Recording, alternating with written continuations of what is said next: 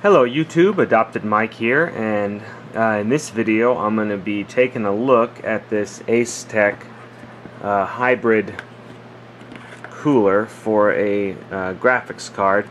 The particular graphics card I'm going to install this on is a GTX 580. So what this does is it's going to keep the fan to cool like the heatsink underneath, like on the RAM and other components in the graphics card, and it's going to cool the GPU with this liquid system. So it's kind of, like I said, it's a hybrid here, so we're gonna have two deals. The majority of the heat obviously is created by the GPU, and that's going to be taken away via this pump into this little radiator. I'm not quite sure how well this is going to work. I picked this kit up, I think it was about $70. So anyway, we'll take a look. It's got just solid rubber hoses. Under here it does not swivel at all, and oops, on the radiator end it's solid and doesn't swivel or anything either, but there's so much bending and flex in the hose itself that shouldn't be a problem. It's powering a fan here. This is a 3-pin fan header coming out of the pump, and it looks like it's pulling its power for the whole system out of the graphics card fan power, and then it still allows the use of the graphics card fan as well too. So I'm not quite sure how that's going to work. I didn't think there was enough amperage at the connection inside the card to power the fan, but there must be enough to power the fan and the pump and another fan. So I'm not quite sure how that works, like I said, but we'll definitely be checking that out after the installation. Okay, so I'm gonna go ahead and get started. Okay, so first things first, I have to remove the shroud with a couple of screws. No screws back there. There's 3 on the bottom side. There looks like there's 1, 2, 3, 4 on the top side. A couple here.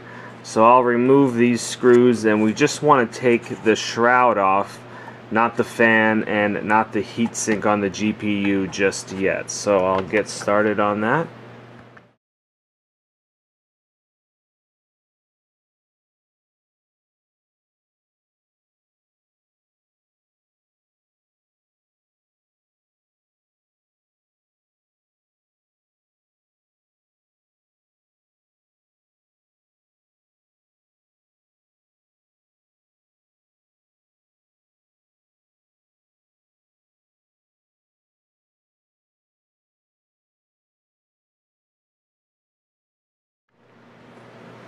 Okay, so now we take the shroud off.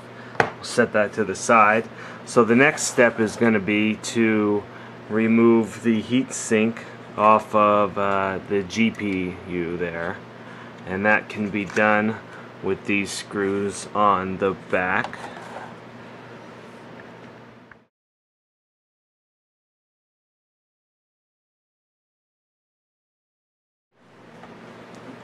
Okay, so now we'll separate ever so carefully. It will come off. There we go. Separate that so we end up there with the GPU, and we'll get it all cleaned up.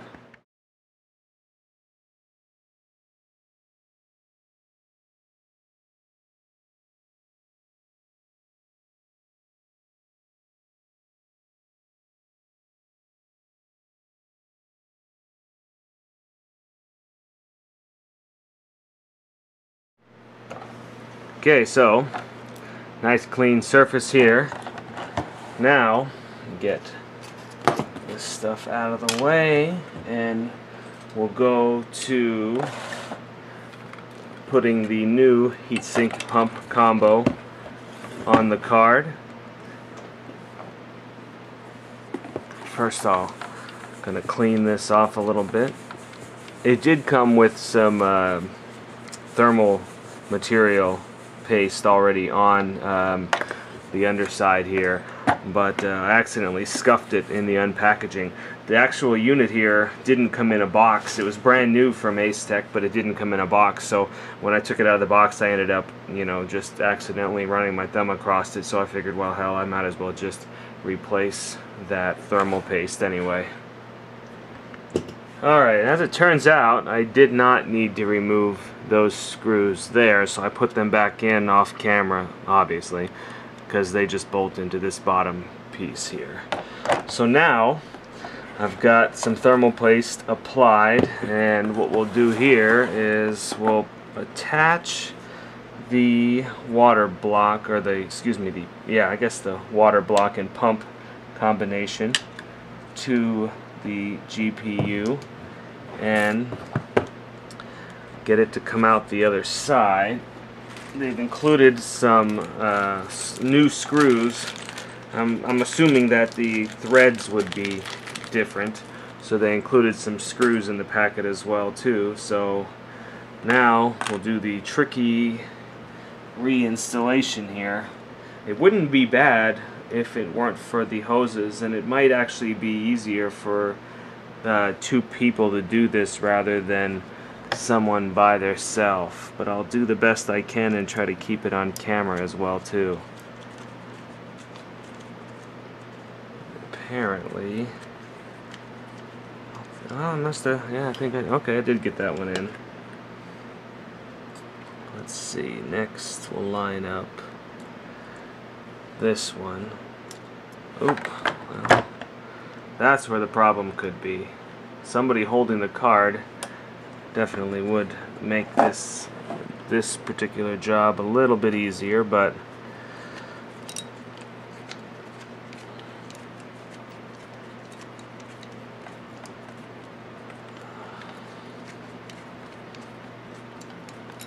nope, yeah, just not quite gonna get this one, I don't think.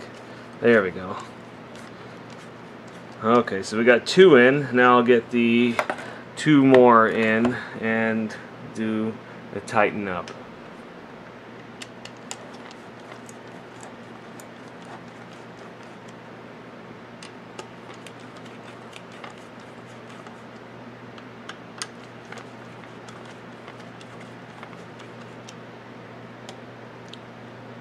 So little by little we just go around tightening up, get a good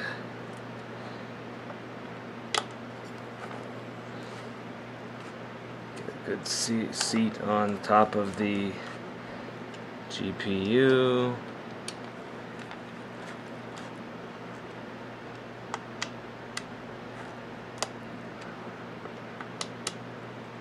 Okay, so there we have it.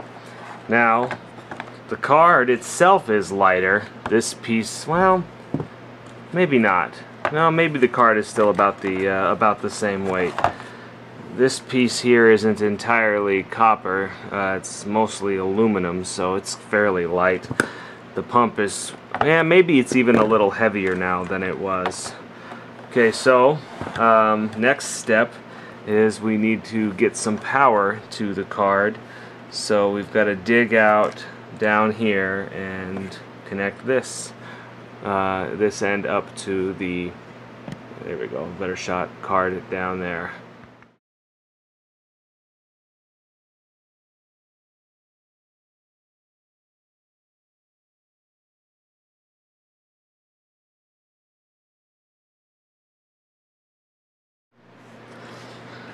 The challenge here now is going to be, where do you put this cord to not interfere with the fan, because for sure that fan is still going to operate, because it's going to be cooling the rest of the components in here. So I might have to get a little creative here, because I'm not really sure the best placement for this cable.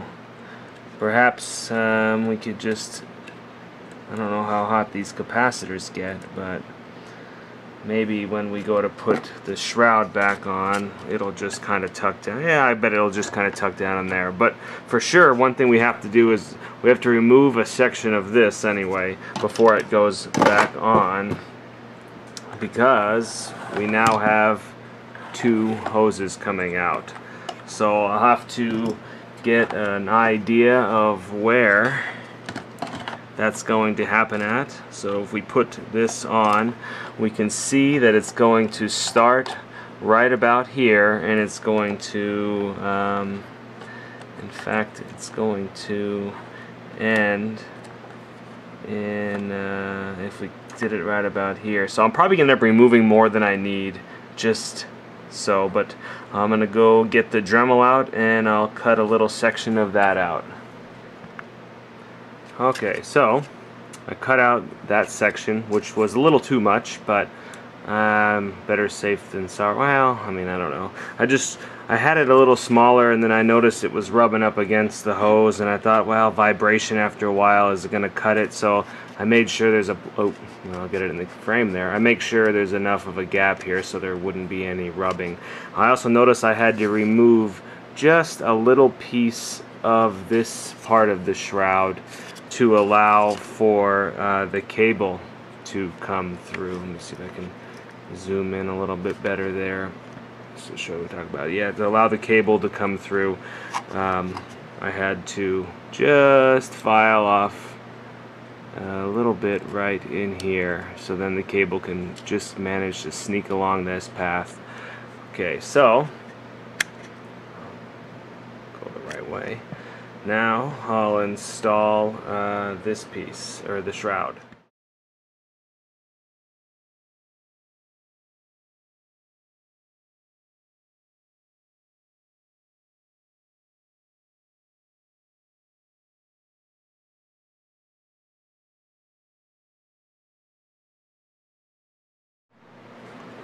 Took a fair amount of convincing, but was able to get it going, and now I'm going to tighten a few of these shroud bolts, and then let's make sure the fan isn't hitting anything, and it's not, so that's good.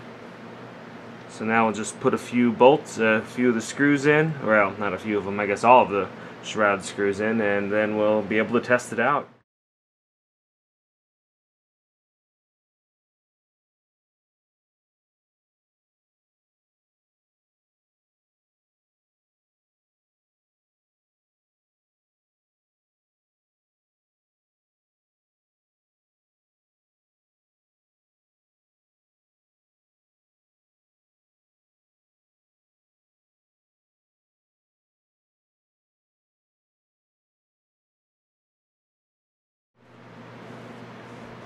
Okay, well, there it is.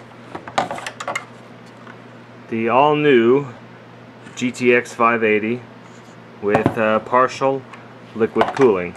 So, the only thing left to do now is to install this thing and run the shit out of it and see what kind of temperatures we get, and see how I'm kind of curious from what I gather, when the GPU gets hot and it starts to spin the fan up, the more it spins the fan up, the more it spins the pump up, is what I'm going to guess, because they both use the same connection.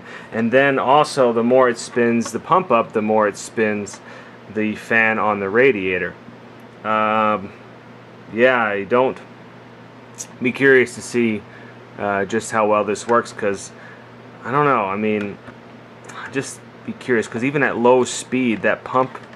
Well, I don't know. I suppose if, depending on the fan profile, if the minimum is, say, like 50% or 40%, maybe that's enough to get the pump going too. And then also keep this fan. Yeah, just going to be real curious to see if the onboard fan controller is able to power, you know, the pump and two fans. Of course, I guess on some models they have 3 fans on it anyway, so, but I've also seen separate power to those fans. So anyway, very interested in seeing how this does on the test bench. So let's get at it. Alright, so there it is, all up and running. and I've actually been putting it under load now for over an hour, and I haven't seen any temperatures above 50. Well, I played with it for a little while and like disconnected the fan and stuff like that, and when I put the Corsair fan on 100%, the top graph is what we're going for here. When I put the Corsair fan on 100%, I was able to get it down to 52 degrees Celsius, which is 26 degree delta, give or take, 27 degree delta, you know, ish in there. And when I unplugged the fan, it started to rise, obviously, and I let it get to 56, and then I plugged the fan back in and let it drop back down. But it's been holding 54, being controlled by the GPU, which currently is at 80% fan, is what it's calling for. So then I determined that that directly changes the speed of the Corsair fan that I have here and the fan on the GPU itself. So we got 80% on both of them. Now, this is the Corsair, this is the SP Performance Edition, so it's the high static pressure, and there's a good amount of air coming out of the back, and it is quite warm. The radiator is quite warm to the touch, but that would be to be expected. It'd be, you know, 54 degrees Celsius, so that's better than 100 degrees Fahrenheit.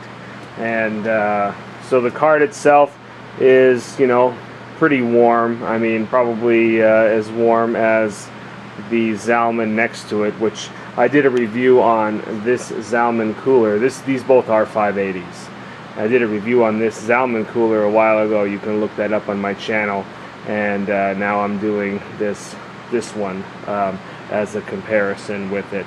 But yeah, I really like this Asetek one, and it's showing much better temperatures than the Zalman I just mentioned before. They're both running side by side, or top and bottom, I guess, really. And we've got the Asetek at 54 and the Zalman at 62. Both of these are running the stock 772 megahertz and 2000 megahertz on the memory. Nothing else has been changed. The Zalman, screensaver, the Zalman is running you know, at 100% fan, and because it's controlled by this deal like I showed in my video. But the PNY with the Asetek is running off of the GPU calling for the fan speed. But they're both a hell of a lot quieter than a stock 580, so that's good. But this Asetek is not only quieter, but it's performing about 8 degrees centigrade cooler than the Zalman. So I would say, I believe they were about the same price. This Asetek was a lot easier to install than the Zalman. They both seem to be doing very well right now with it. But yeah, anyway, I would highly recommend this Asetek cooling solution, and I was totally surprised that this thin of a 120 radiator would be enough to keep the GTX 580 cool. I was kind of skeptical. I thought we'd see 70 degrees. You know, maybe in overclocking we'd definitely get up there. I don't know that I would do a whole lot of overclocking to this setup, only because I'm a little nervous about the cooling on the RAM chips in that, because, you know, the GPU is reporting 54 degrees, but I'm sure that the RAM chips and everything else on the board, the power delivery, it's a lot warmer, you know, so I'd be afraid without doing some additional cooling, or at least a back plate or something, heat spreader type thing back there, before I was heavily overclocking and just worrying about the GPU, because obviously the GPU will get warmer, but so will the rest of the card all the way up, and then without adequate cooling, that would be a little scary. This one, the Zalman, comes, you know, like in my video I show, it comes with a heat sink for the rest of the card, the front of it, not the back of it. So I would feel a little more comfortable overclocking that one, just because the two fans are blowing in on the heatsink that was included, where this one, it just has, basically, there's really nothing different going on for the RAM and power delivery. So anyway, like I said, I love the product. I think it's a great product for a stock clocked 580, just looking for some noise reduction and some better temps. And I'm going to run it for probably a solid week on, well, probably 5 days to a week with this cooler set up just like it is. My testing is actually folding at home, which is typically what I do to max out the GPUs. So I'm just going to keep it folding for another week. If I have a failure, I will report it. If not, you know, then that must mean it's a thumbs up. So thank you for watching, and everybody have a good one.